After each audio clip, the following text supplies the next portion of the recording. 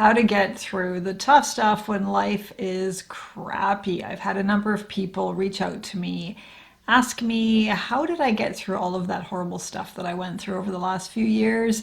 They're struggling with something. They've lost people, lost their jobs, or going through some other life stress. They don't know what to do. They don't know how to handle it. They don't know how to get through the day. And they're saying, hey, you went through all this awful stuff. What did you do to get through it? I didn't set out with any idea of what to do to get through it. I didn't do this intentionally. What I did do though, it worked for me, it helped me. This isn't going to work for everybody. Not everyone is going to like the idea of this, but this is what got me through it. In the beginning, I had this idea that things would hopefully get better. I wanted them to get better. I wanted things to work out. I didn't want my mom to die. I didn't want all these awful things to happen. I clung to this hope that things would get better. I've always been kind of an optimist, a realist, but, always thinking, well, things are going to kind of work out okay.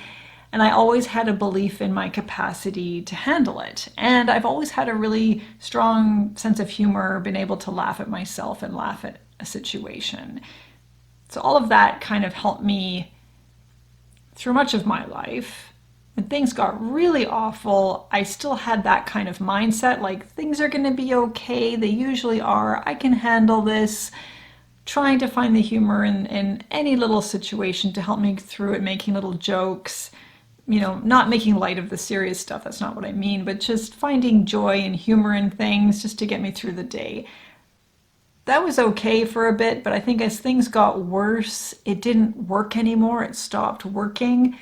And I started to realize that things were going to get worse before they would get better, and they were going to get really, really bad.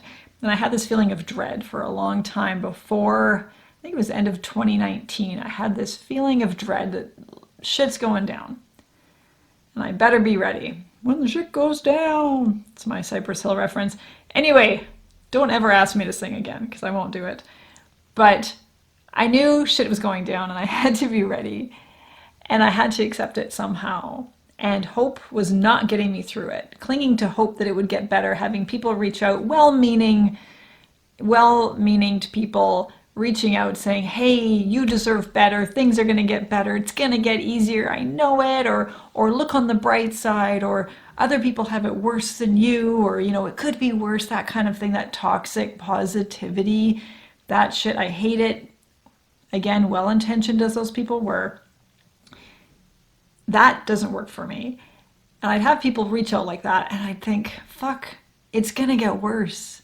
It's bad now, it's gonna get worse. And if I cling to that hope that things are gonna get better, or if I engage in this mental gymnastics, trying to convince myself that things weren't so bad, it was just denial, and it was gonna prolong the pain I was gonna experience. It was gonna make the grieving process even harder, because I was never really accepting that, no, things just suck. No, I'm losing my mom. I'm losing this. I'm losing that.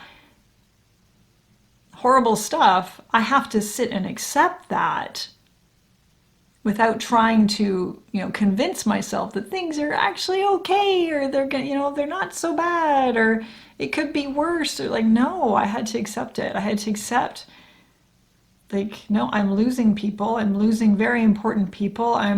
My life is changing drastically, and it's going to keep changing, and I have no idea where I'm going to end up. I have no idea what's going to be at the end of this process. None at all. And it's scary, and it's exhausting, and it's heart-wrenching, and I don't know what to do. But clinging to hope, that wasn't it. When I'd cling to hope that things were going to get better, it was fine, as long as things stayed the same or maybe got better. But as soon as they got worse, which they did, it would plummet me down into depression. It's like, fuck, wow, I thought it was going to get better. I had this hope. The hope was supposed to save me, and it didn't. It made it worse. So hope wasn't it for me. Toxic positivity was not it for me. And my sense of humor for a while wasn't it either. I lost that for a while. It was just tough. I did get it back. But when things got really bad, I think it was just letting go of hope, letting go of illusions, accepting that things just suck sometimes, without trying to put some positive spin on it. And then saying, okay, now what? Things suck. Now what? Well, I have to get through it. Checking out for me has never been an option. I've never seen that as an option. I've never wanted that for myself. Maybe I'm just really fucking stubborn, but I would never do that. I would never check out. And all evidence, from my life shows me that I have the capacity to handle it. I've gotten through everything up until this point. I'm still here. I haven't checked out. That's evidence to me that I can handle things because I have. So maybe I can handle whatever's next.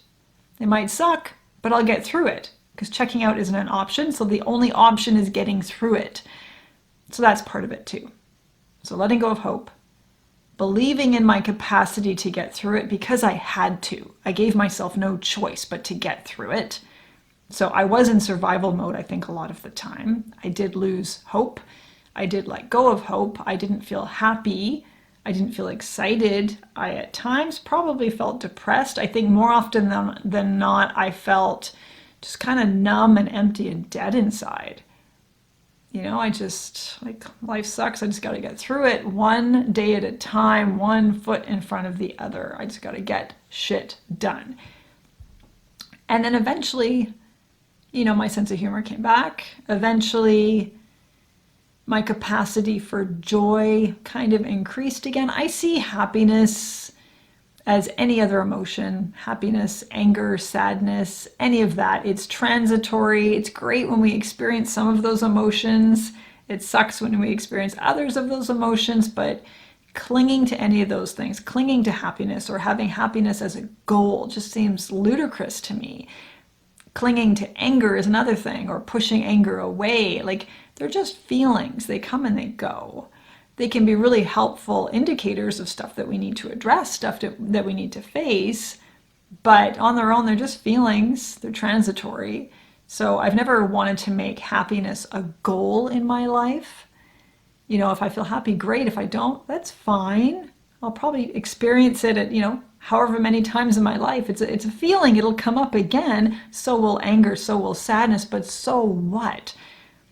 So accepting the reality and not clinging to any feelings that come up because of it, letting myself feel those feelings, absolutely, but not clinging to them or pushing them away. Just accepting them. Sometimes I'm going to feel happy. Sometimes I'm going to feel sad. Sometimes I need to cry. Sometimes I need to yell.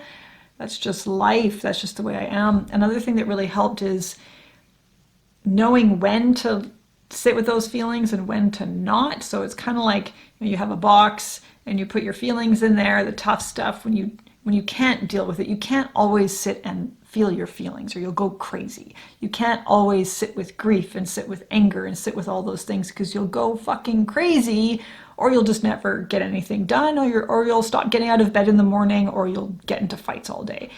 So I would just kind of put those feelings in a box. No lock, no key, nothing like that. I'm not locking it away. I'm not putting walls around my feelings. I'm not denying that they exist. I'm just saying right now is not the time.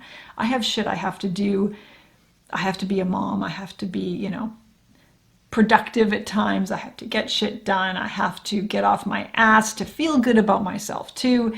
Right now is not the time to be sitting with those feelings, but I'm not going to push them away forever. I'm just putting them in this box right now, put it on my hip. When I have time, space, energy, I will sit with it, open the box, feel the feelings, deal with it. Okay, so it's not denial. It's also not dwelling. I think therapy can work for people. For me, it never, ever has. Therapy has never worked. I've gone to counselors. I went to a counselor. I used to have disordered eating. I didn't see a counselor until I was pretty much healed from my eating disorder. I worked through it all on my own. I'm really stubborn like that. I have to do things myself. That's part of it. I think stubbornness gets me through a lot of this stuff too. So there's another thing. But by the time I saw a counselor, I sat down with her and she told me all this stuff and we talked about stuff and worked through stuff and did exercises, and I was thinking, the whole time I was thinking, none of this is new. I have done so much reading. I have done so much research, so much work on myself and gotten through this. And I realized by the end of that session, I'm like, even partway through that session, I realized, holy shit, actually, no, I'm healed and I don't need counseling for this. And I told her that, and of course she was disappointed. Cha-ching, she lost her sales, she lost her money, her potential client. And let's face it, counselors and therapists can be awesome and really helpful, but they make money. This is their business, right? They make money off of that. So having, if everyone was fine all the time and didn't, was okay with feeling their, experiencing their ups and downs and experiencing sadness and experiencing anger and, could manage it okay, they wouldn't feel the need to go to counselors or therapists, and then these people wouldn't make money off of us. So anyway, not bashing the industry. I think it could be really helpful for some things, absolutely. And at different points, it has helped me in certain ways. The counseling that has helped me the most, I think, is more like forward thinking. Okay, what are you going to do now? Let's problem solve. Let's solution brainstorm. Let's come up with solutions. What are some things you can do now to move forward from this rather than dwelling on the past, regurgitating old stuff, or sitting with our feelings forever? That does not work for me. For some people, I think, but for me, I can let my feelings out. I can face my feelings. I can talk about this stuff. I can be vulnerable and open. So I don't have that need. I think some people really don't have anyone they can do that with, or don't do that on their own, and a therapist can really help them through that. For me, it's never helped though. It's never helped because I do all that work on my own anyway. The only therapy I think that's been the most effective is not really therapy. It's the therapist we have now for my kids and their dad. He's more of a referee and a mediator and a coach, kind of helping them through all the struggles that they went through in their relationships.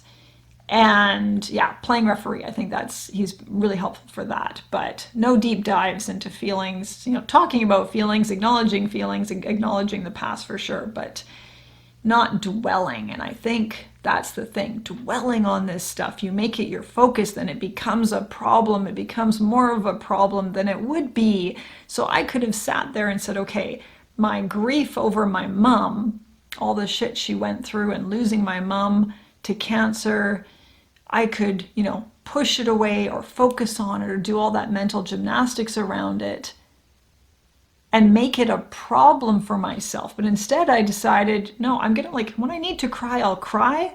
When I need to talk about it, I'll talk about it. When I need to just put it in that little box and carry on with my day, I'll do that too. And that got me through it. And accepting that it was gonna suck too, accepting that too. I'm experiencing stress, or I'm experiencing anxiety. I've experienced anxiety at so many times in my life. I've had panic attacks. I had a couple of years where I had there was a year for sure where I had multiple daily panic attacks over some stuff that had happened. And it was okay, I could go to therapy for this and, maybe get diagnosed with something, or maybe get medication, or do all sorts of, work on myself. I found a good book and it helped me. Found a good book. It was cognitive behavior therapy. It had some exercises in it. I went through, tried the different exercises, found a couple that really, really worked for me, and I stopped having panic attacks. I did that work on my own. Okay, not everyone can do that. I did it though. I think more of us than we think though, we realize can do that work on our own. And the big thing was the exercises that helped were not focusing on it, not making it a problem, not making it an issue. It was actually making light of it, making jokes about it, finding the humor in the situation, making it absurd and ridiculous. I'm having a panic attack, so fucking what? And I would come up with some crazy visualization of worst case scenario. Okay, I have this panic attack. And I'm thinking to myself, it means there's something wrong with me. That was the thought always in my head. There's something wrong with me because I have all these, breathing symptoms, heart symptoms, all this stuff that goes along with a panic attack. There must be something wrong with me.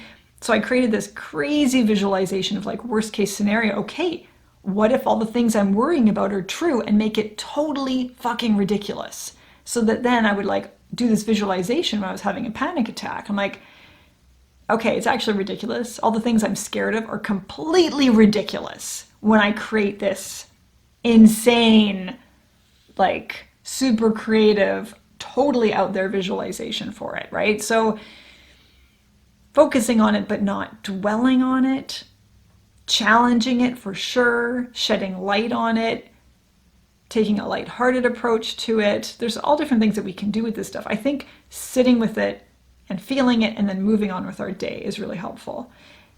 rather than thinking about it. Like, there's a difference between feeling your feelings, like sitting with sadness and feeling it, or sitting with anger and feeling it and then coming up with a solution. Like, okay, I'm angry. I'm angry because something pissed me off and I need to address this because I feel, angry for someone on someone's behalf, or something was done to me. I need to make some changes.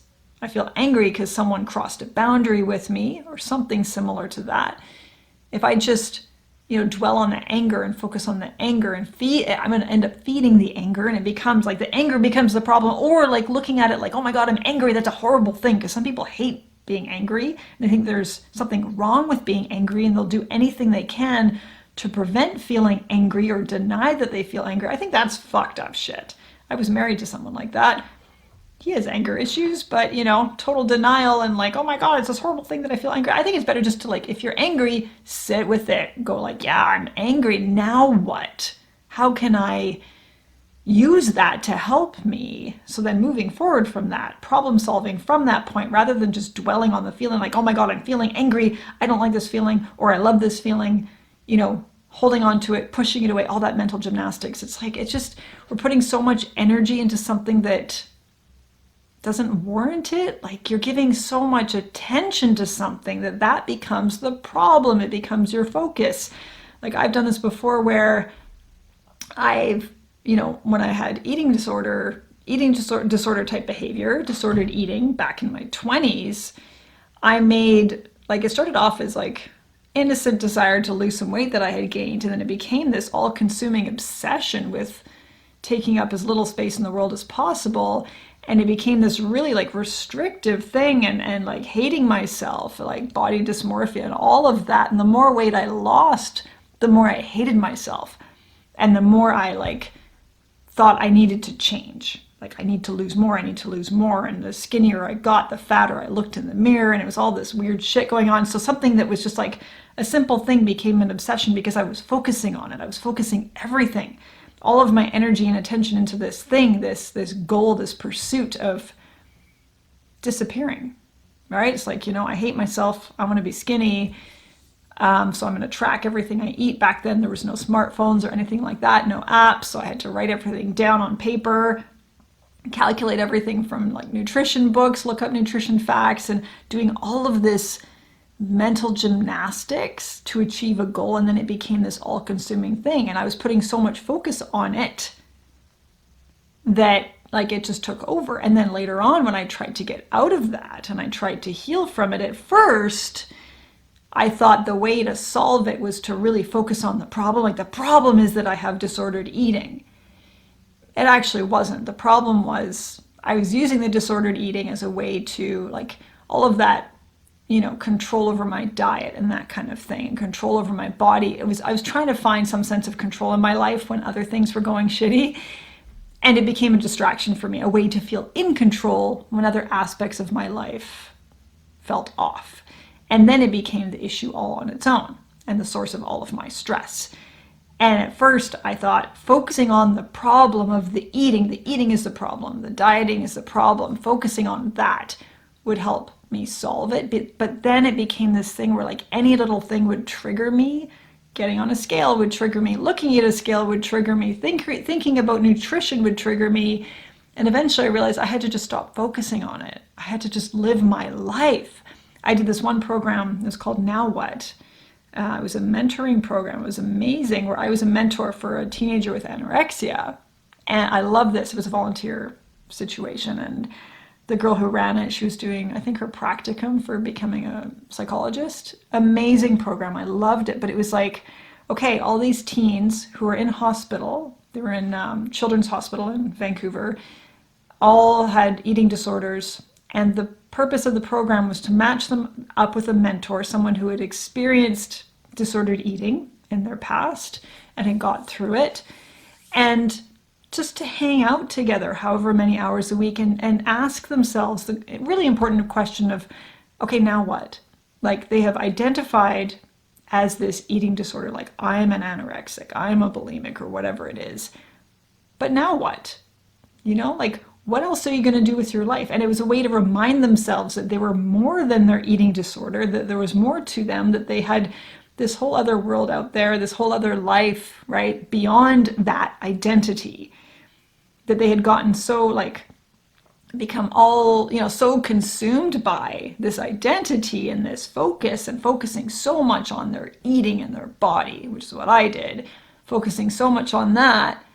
But okay, now what? So it's a way to kind of step back and say, yeah, I can totally dwell on this. I can dwell on my body, on, all these problems I see with my body. I can dwell on all these feelings I don't want to be feeling. I can dwell on how horrible the situation is. Maybe I lost my job. Maybe someone's dying. Maybe whatever is happening. Maybe we're going through a pandemic. Maybe, we're all caught up in the matrix and, whatever. World's on fire. Who knows? Whatever it is. Now what? Now what? You still have to live your life. You can focus on all those things, or you can just say, okay, yeah, it sucks. It sucks. Sometimes you need to cry about it. Sometimes you need to sit with it. And sometimes you just need to say, fuck that. I'm just going to live my life. So now what? So if you're having a hard time, now what? You can focus on those things that are awful and depressing and upsetting, or you can just say, now what? I feel depressed. So, no big deal. Now what? Rather than making it a thing, rather than making your whole identity this feeling that you're dealing with, feeling depressed, having body dysmorphia, grieving for someone who's gone, those things are like, they're valid, right? These are valid feelings, valid experiences, but dwelling on it doesn't help us. Now what? Like, I lost my mom.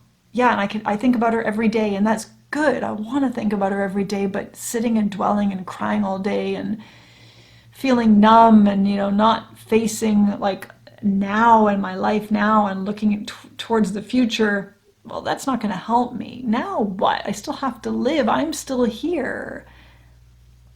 Or like back when I had body dysmorphia and disordered eating, it's like, well, yeah, I could dwell on that. I could dwell on my body all the time and look at all the imperfections and, scrutinize myself in the mirror and analyze every little thing and, track every little thing I eat and be completely fucking miserable. Or I could say, well, yeah, I don't love my body, or I don't like this thing about my body, or I want to change my body, but so what? Now what? What am I going to do? How am I going to live my life? You can accept the negative stuff, the negative feelings, the negative situation, and accept it and say, okay, I accept it without getting overly caught up in it, without, kind of making it the end of the world because of it, and just say, yeah, okay, that's the way it is. Now what? So what? And now what? So that's a mental framework that has helped me. Letting go of hope when things are really bad and gonna get worse. And not as oh, that's such a sad thing, letting go of hope, but just accepting that, no, things are probably going to get worse and I have to be able to handle it. Not giving myself the option of checking out, not giving myself the option of giving up, because I have all this evidence from my whole life. So now, I'm turning 49 in a few months, almost 49 years of not giving up, not checking out. I got shit done somehow. I navigated all of those ups and downs somehow. So I can probably handle whatever comes next. And then trying to cultivate a sense of humor about it, trying to get some perspective. You get outside, you look up at the sky and you realize how fucking small we are and how small our problems are. And yeah, like some people have it a lot worse. They do. And I don't like to focus on that as make myself feel better. Like, oh, well, some people have it worse, so I shouldn't be sad. It's like, no, your feelings are valid, but sit with them, face them when you need to, put them in a little box when you have to get shit done, and just go, okay, so what? Now what? I gotta live my life. I gotta live my life. And yeah, accepting the way things are is incredibly helpful for doing that. So hope this helps. Bit of a ramble, but gives you a sense of what goes on in this crazy little brain of mine. There is a downside, though, to, letting go of hope during tough times, is then you get to this point where I'm at now, I'm really cautious about dreaming big and putting, clinging to hope ever with anything. I do experience a lot of moments of joy, happiness, a lot of laughter, that kind of thing, but it's measured. And I do have this hesitation about getting too excited about the future. I don't know what's coming next. I try not to think too far into the future anymore. And I think that's just, I don't know, maybe that's fallout from all the shit that I went through. I just feel kind of like cautious. I'm just cautious. So there is that, but I don't know, maybe it's easier then. When things do go to shit, and they will again, I'll be able to handle it again. I'll still be able to laugh. I'll be able to sit with those feelings when I need to, and I'll get shit done when I have to get shit done. So I think you can too.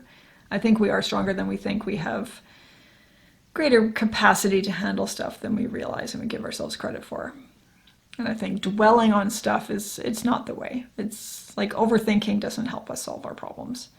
I think just accepting them and then just moving on despite them, I think that's what does.